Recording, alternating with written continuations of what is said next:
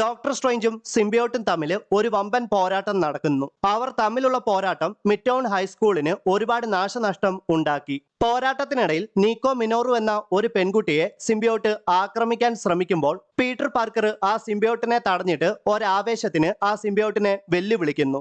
Symbiote ഗർജിച്ചുകൊണ്ട് Peter പാർക്കറിനെ ആക്രമിക്കാൻ ശ്രമിക്കുമ്പോൾ doctor strange വളരെ ശക്തമായിട്ട് ക്രിംസൺ ബാൻസ് ഓഫ് സിറ്റോറാക്ക് ആ സിംബിയോട്ടിന് നേരെ പ്രയോഗിച്ച് ആ സിംബിയോട്ടിനെ എടുത്തുകൊണ്ട് ആ ഇന്റർ ഡയമെൻഷണൽ പോർട്ടലിലൂടെ തിരികെ പോകുന്നു.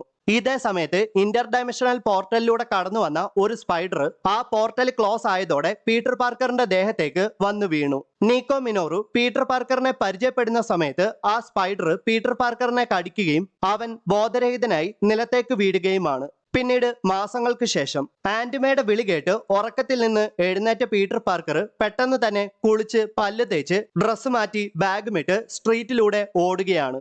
എന്നാൽ ഈ പ്രാവശ്യവും ലേറ്റ് ആയി പോയതുകൊണ്ട് തന്നെ പീറ്റർ പാർക്കറിന് അവന് പോകേണ്ട ട്രെയിൻ മിസ്സാകുന്നു.